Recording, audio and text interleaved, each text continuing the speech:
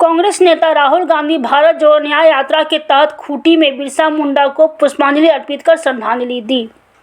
साथ ही साथ बिरसा मुंडा के परिवार के चौथी पीढ़ी से मुलाकात की और उन्हें सम्मानित भी किया।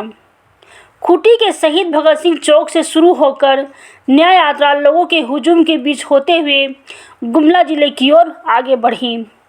इसी क्रम में राहुल गांधी ने कुछ आदिवासी परिवारों से भी बातें की, जिनमें उन्हें पता चला कि कैसे उनके ज़मीनों से उन्हें ही बेदखल कर दिया गया।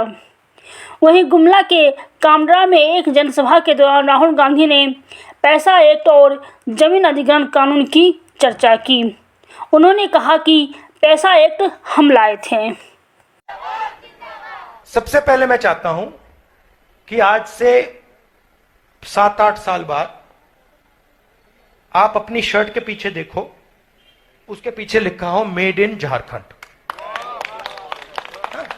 और फिर आप देखो कि आप पूछो भैया ये कहां बन रही है शर्ट, और यहां पे एक फैक्ट्री हो, यहां गांव में जो लोग हैं वो उस फैक्ट्री में काम करें, गांव से लोग उस फैक्ट्री को चलाएं, मैनेजमेंट में हो। 2-3 चीजें झारखंड की जनता ने, अलग अलग वर्गों ने मुझे बताई। अभी मैं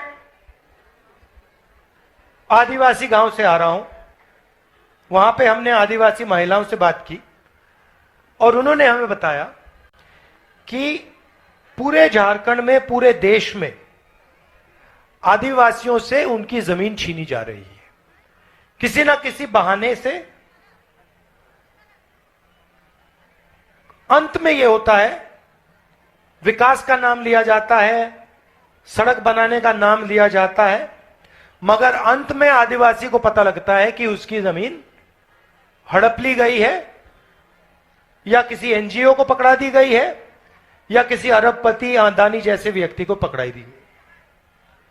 तो ये आदिवासियों का सबसे बड़ा मुद्दा है।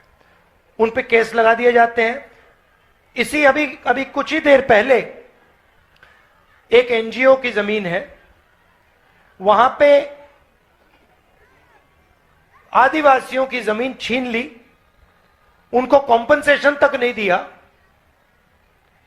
और उनकी जमीन लेकर एनजीओ में डाल दी।